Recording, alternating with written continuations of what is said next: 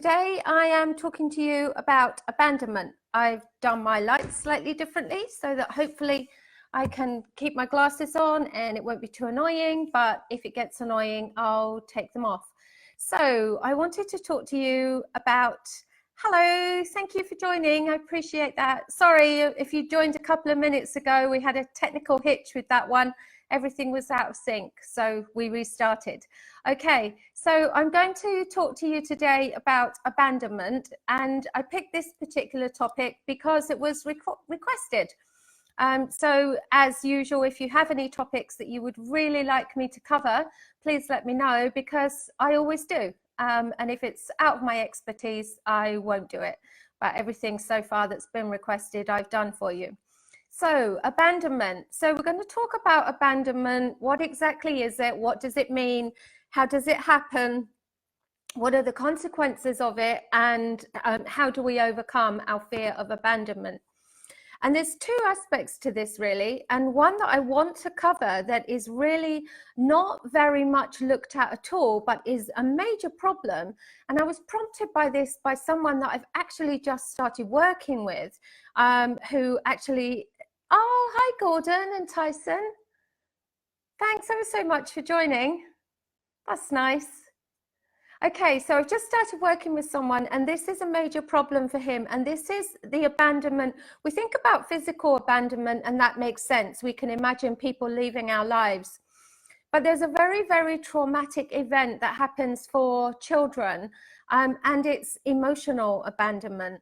And we don't really hear this spoken about, but the effects of it are absolutely devastating. And what actually happened in this case with the person that I've just started working with, and I started to ask them about trauma in their background, and what they kind of almost sheepishly were saying, well, I haven't really got trauma. It wasn't really like that. It was just that my dad didn't show me much affection. And I had to kind of stop them and say, whoa, that's, for a small child to be in the situation where a parent isn't showing them affection, that's extremely traumatic. And the reason it's so traumatic, I'll go over, a couple of things that I've already said, because all these things are always linked. And the reason it's so traumatic is because as a small child, our need is for connection. And the need for connection comes from our absolute internal need to be loved, cared for, nurtured, and supported, and for our feeling of safety, connection, and belonging. So what happens to a small child when they don't have that with either one or even both of their parents? I work with people who have two narcissistic parents, which is horrendous. But for a small boy whose father in particular, is emotionally withdrawn and doesn't give them the love and affection that they need, what they do, they actually take that on. And it belongs in that phenomenon that I'm always talking about of not being good enough. So what happens, the child actually takes that on, and they don't look at it as being something wrong with their parent. They don't have that kind of logic. They're very egocentric, as I've already said. Everything is about them, and they think that everything is their fault. So what happens when the father is withdrawn from them, they look at it and they go, what's wrong with me? What's wrong with me that my dad doesn't love me? What's wrong with me that my dad doesn't want to be with me?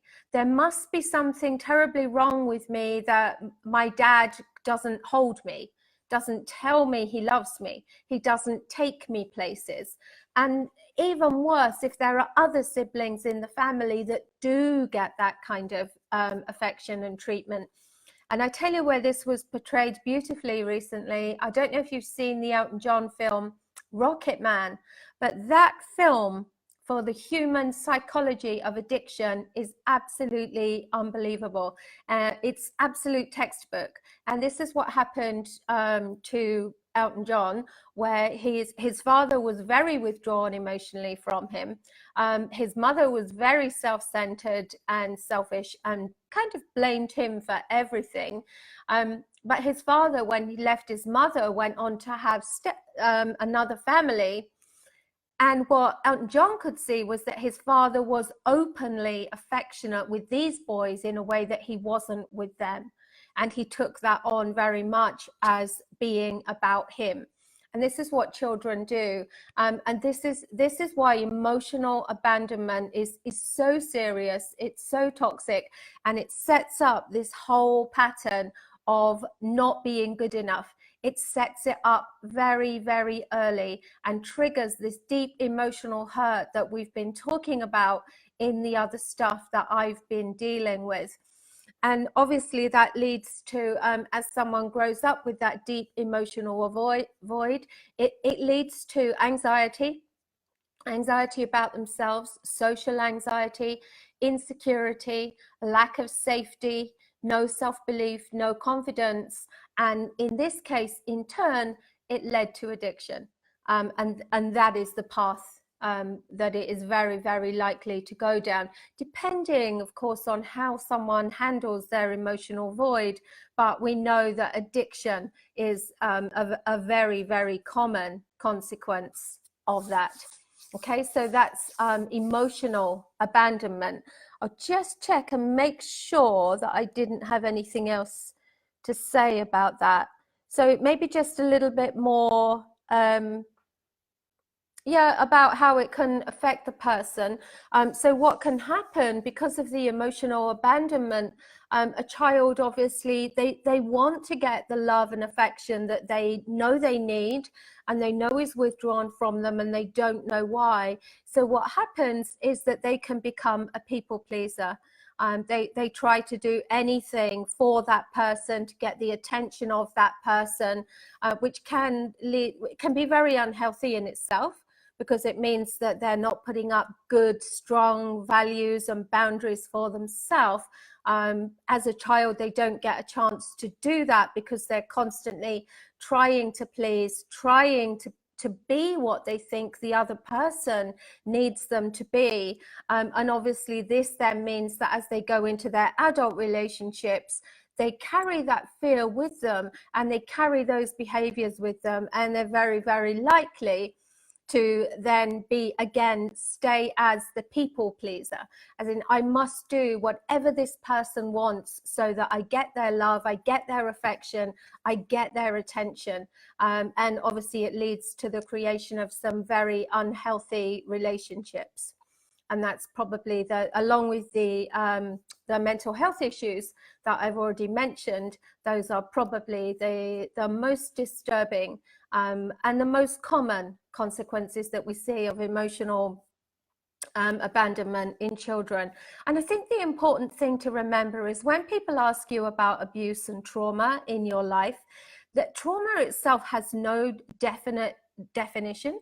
So you can't sort of say, like this guy said to me, I don't really have any real abuse. And it wasn't abuse on purpose. I mean, it was just how his father was, but it may as well have been for the effect that it had on him.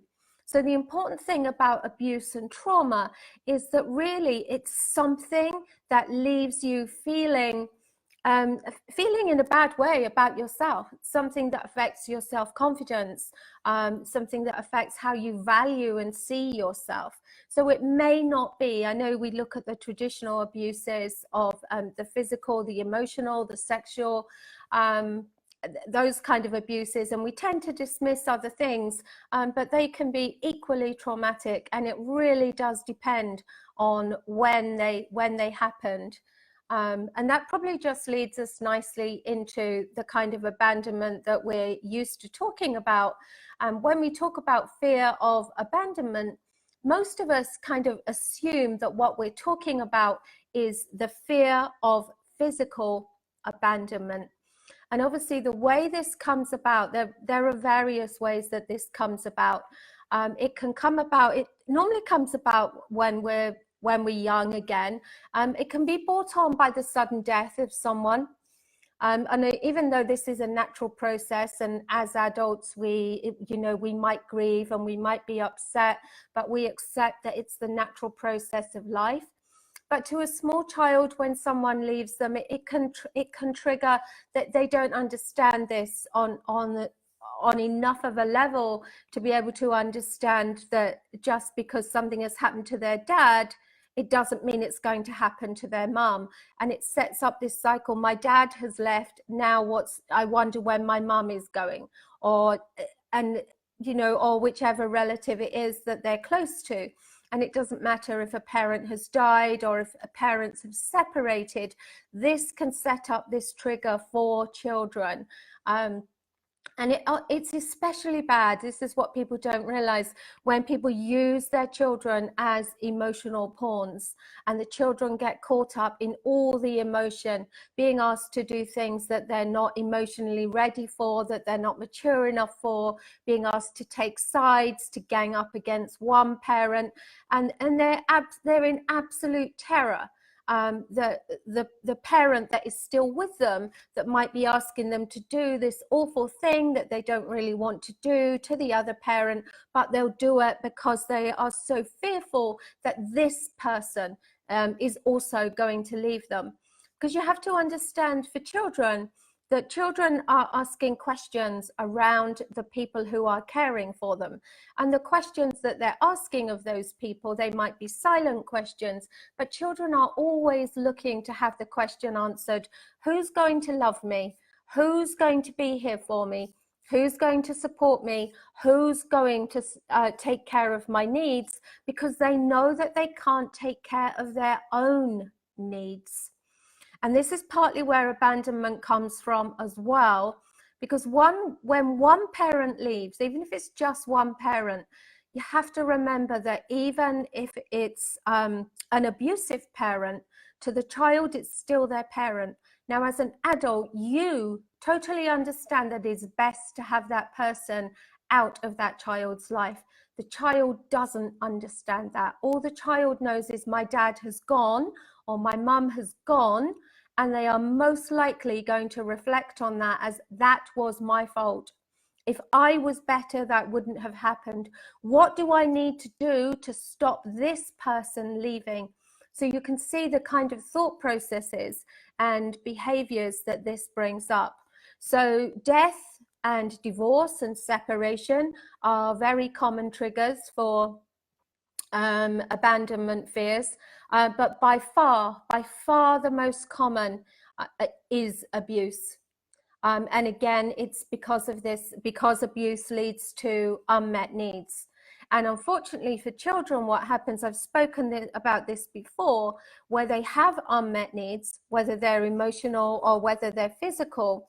And what they do as children, because children are so vulnerable, they're powerless, they can't do much to change situations. So they end up in situations and their thought process is, I wish I could change this. I wish I could do more. This is how my life is. And then there's a caveat on the end of all of that. I can't do anything about this, and it will always be this way. It will always be this way. So what they do, they're instilling in themselves this belief that even as they move forward in life, because they don't know, they don't have any reference for how different they're going to be as adults. They're looking at everything as children. So their caveat is, it will always be this way. And what they're thinking is that they constantly have to be the pleaser, be the carer, be the person that holds on to someone, so that they don't leave. And this is one of the consequences of the fear of abandonment. And what it actually becomes self-fulfilling, because as people then move into their adult relationships, what happens is that they can show up with some very unhealthy emotional behaviors, and they can show up as very needy and very clingy. Now, we all want to be loved and needed by someone in a healthy way. We want to know that that person wants us in their life. But what we don't want, and this is almost without exception, there are very, very few people, there are very few of us that actually want to be with someone that just needs us to complete them. That is absolutely draining. When someone needs us to constantly reassure them, to input into them, and just that they can't stand in their own confidence, their own value. They constantly take. And what happens then, that fear of abandonment actually becomes self-fulfilling, because their partner just says, I just can't do this. This is just taking too much from me. And for most of us, we cannot be what someone else needs us to be to complete them. We just can't do it. We all have to complete ourselves, and someone else just complements that. But when we show up as needy and greedy and demanding, and we have emotional behaviors around that, and we're acting out and we're jealous, that is what pushes people away. And unfortunately, these are very common behaviors that are triggered by a fear of abandonment. It's almost like, I need to let you know how much I need you so that you won't leave me. But it has the opposite effect, because in general, we are drawn to people who are very confident. We're drawn to people who've got it all together, who just have this, they just have this sense about them, that they are enough, that they're working through things, they're working through their lives, and we can be a part of their lives without them being demanding. We're all drawn to self-confidence. We're all drawn to strength and authenticity. And that's a really good word as well, authenticity, because obviously for people who have a fear of abandonment, they have a real fear of being authentic, because their whole thought process is, if I show up as who I really am, this person might not like me. So they're constantly trying to hide who they really are and be what they think that person needs them to be. And obviously this is incredibly hard work, and in itself it's destructive, because if you're not being authentic, it's very hard to maintain, because your words and your actions don't match. Mostly, you can't remember all the time what you should be doing, what you should be saying, how you should be. And the person you need to be true to is yourself. And when you're not, and you're trying to show up as what someone needs you to be, is when you really run into difficulties. So, let me just grab my breath a minute. So authenticity is being authentic is always the way to go, because it is so difficult to maintain almost this facade of what someone needs you to be, so just so that they don't disappear out of your life. It's all this pretense. And for yourself also, there is no fulfillment in that. There is no fulfillment in not being true to yourself, which is why it becomes very hard to maintain. So, and the really important thing to understand around that, and this is what I try to teach people, is that one of the most important things to understand is that you will always be right for the right people. Always. There is no need to be anything other than you are. There will always be people that love you. There will be people that like you, and there will be people that don't. And guess what? The people that don't matter. You're just not right for them. It doesn't matter. It's like with what I do here. There are people who probably really don't like what I do. I know there are people who, they make negative comments on some of my posts in groups and things like that. And that's absolutely fine. Because guess what? I'm not here for them. It doesn't matter to me. I am here for the group of people that I can help, that resonate and appreciate what I do. And that's all I need. That's it. I don't care about the others. I'm just true to myself, true to what I should be doing, true to what I believe my purpose in life is. And that's enough for me. and I don't care about the people that I'm not right for. And I think if you can focus on that, that if you show up in an authentic way, there will be a certain group, a certain number of people that you will always be right for, then you are always going to be happy with how you are showing up, how you're coming across, and what you're presenting to the people in your life. So that's abandonment, really, the fear of abandonment. And how do we deal with it? Well, one of the ways I've just said, one of the best ways to deal with it is to get to the point where you understand that authenticity is the most important thing to most people. And when you show up as authentic, people will love you for who you are, the right people. And those are the people that you really want to be associated with anyway, and the others just don't matter. And it might take some work to get there, but it's such a comfortable place to be, because you find you're not trying to please people. You're not trying to constantly alter what you say, what you think, what you do to fit in. You don't need to fit in because you already do. You know, you fit in as you are. It's like, take me as I am or don't, and that's absolutely fine. Okay, so one of the that's a really good way that we can deal with it ourselves personally. But if you've got someone that you're with who you know has this fear of abandonment, it can be very, very testing.